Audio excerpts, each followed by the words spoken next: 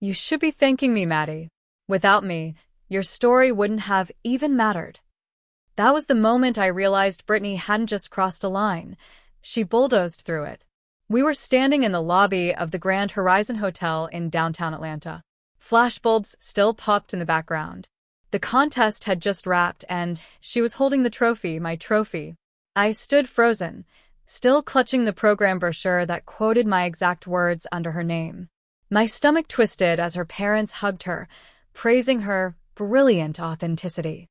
A moment ago, I was proud to see our dreams finally getting recognition. Now I just felt used. I had poured my trauma, my childhood, my truth into that story. And she stole it, entered it as her own, and won. I didn't say a word. I just smiled. But inside, something much colder was waking up. My name is Madison Clark. Most people call me Maddie. I'm 27, originally from Savannah, Georgia, but I've been living in Atlanta since I started working as a copy editor for a small indie publishing house. I've always written, mostly poetry, essays, and short stories. It was my way of dealing with the past. I grew up in a single-wide trailer with my mom and two younger brothers. My father left when I was 9, and my mother held 3 jobs just to keep the lights on. I started writing at 13, sitting under the cracked window in my room, scribbling in journals I bought from the dollar store. Writing wasn't just a hobby. It saved me. Brittany Myers and I met 3 years ago at a spoken word event in the city. She had confidence, charisma. Her delivery could turn any story into a performance. But I had the heart, the scars, the lived experience. Somehow we just clicked. At first, we started a writing group, just the 2 of us. We'd meet at this cozy cafe in Midtown, sipping lavender lattes, trading pieces. I shared my most vulnerable work with her, especially a story called The Orange Umbrella. It was based on a day from my childhood when I walked 6 miles in the rain to bring my brother his asthma inhaler. I had wrapped it in an orange plastic bag. That moment became a metaphor for survival in my piece. She cried when I read it out loud. I wish I had that kind of truth in me, she once told me. I thought it was a compliment. I thought she respected the boundary between admiration and theft. But when I saw her step on stage that night, my story flowing from her mouth, my pain wearing her voice, I felt a tear open inside me. She had entered my story into a national emerging writers contest hosted by a major publishing house. And now she was the face of the raw, authentic voice they'd chosen. All I could think was, how could someone I trusted so deeply betray me so cleanly? 2 days after the award ceremony, I requested a meeting with a contest director, Ms. Jacqueline Reed, a sharp-eyed woman with a silver bob and a no-nonsense tone. I walked into her office holding a worn leather journal and a manila folder labeled with one word: proof. "Thank you for seeing me," I said, calm and collected. She folded her hands. "You said this was about plagiarism?" I nodded and opened the folder, laying out printouts of drafts with timestamps, email threads between Brittany and me, and a scanned image of my journal entry from 5 years ago, word for word, the same passage Brittany recited on stage. Then I took out a flash drive. There's a voice memo from 2021. I recorded it right after I wrote the first version of The Orange Umbrella. You can hear the date and my voice. Ms. Reed listened for 30 seconds before her face changed. Good Lord. I leaned back slightly. I didn't want this to go public. I just want the truth acknowledged. She blinked, stunned. We'll handle this immediately. I smiled faintly, slipping the journal back into my bag. Oh, I added as I stood up, and you might want to tell Brittany to cancel any upcoming interviews. She won't be representing my story any further. It was the first time in days I felt the ground steady beneath me again. Later that evening, my phone buzzed with a string of texts from Brittany. What the hell did you do, Maddie? You're blowing this way out of proportion. They've frozen the prize funds. Are you happy now? I didn't respond. I didn't need to. I already knew what came next. Around 10:30 p.m., there was a knock on my apartment door. I peeked through the peephole. Of course, it was her. Blonde hair tied in a messy bun, eyes red-rimmed, holding that same faux charm she used to melt people into forgiveness. Maddie, open the door. We need to talk. I opened it, but didn't invite her in. She walked past me anyway. I can't believe you'd go behind my back like this, she started, pacing like a caged animal. After everything we've been through. We were friends. I stood near the kitchen island, arms folded. You plagiarized my life, Brittany. That wasn't friendship. That was theft. She scoffed. Oh, come on. You act like I stole your baby. It was a story. You never even planned to submit it. I blinked. So that makes it yours? She threw her hands up. You're being dramatic. I brought that story to life on stage. I made it resonate. I did the work. I stared at her, the weight of years pressing against my chest. You performed it, yes. But it was born in my pain. You wouldn't even have known what to write without me handing you my wounds like open pages. She tried another tactic. Her voice softened.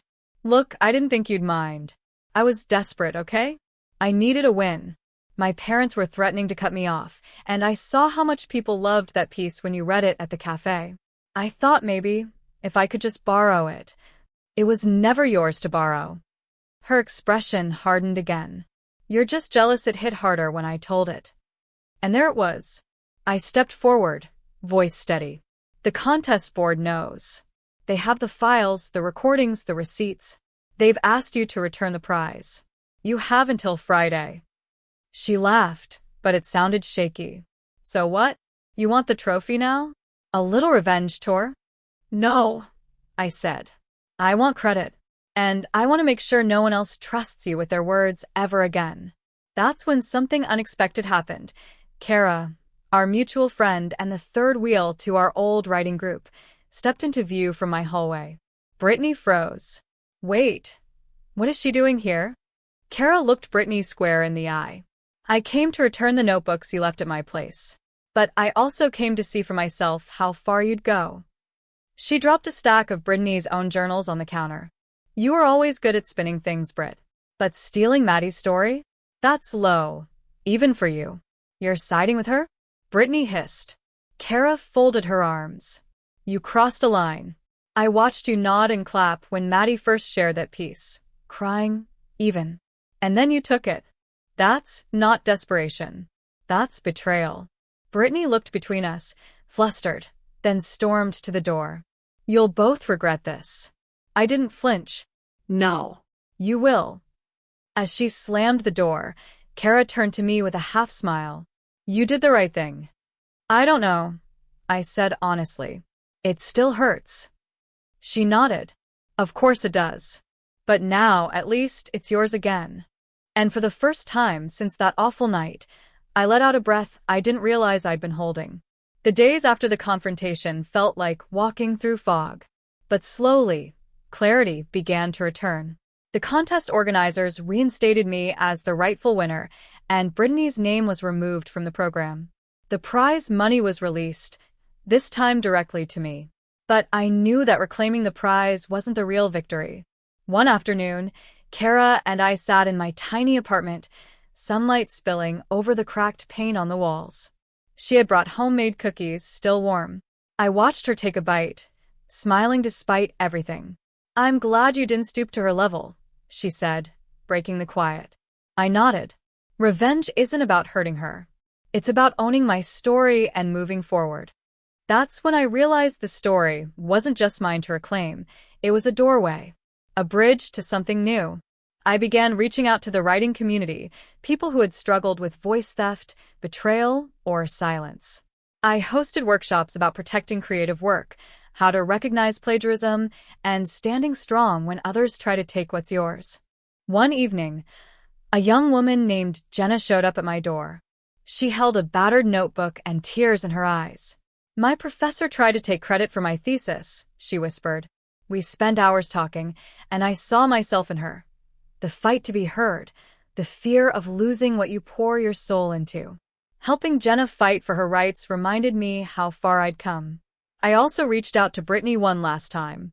I sent her a message, not to accuse or reopen wounds, but to offer a chance for healing. Brittany, I wrote, I hope someday you find your own voice without taking mine. Until then, I'm moving forward with grace. She never responded, and that was okay. The emotional closure wasn't about an apology. It was about me choosing dignity over anger, growth over bitterness. That winter, I found myself sitting at the cafe where Brittany and I first met. The lavender lattes tasted sweeter somehow.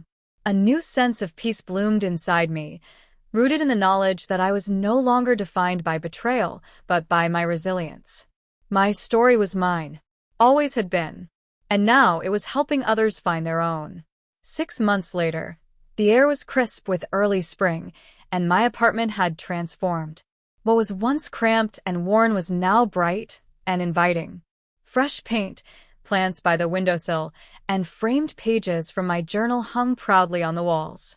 My writing workshops had blossomed into a community hub.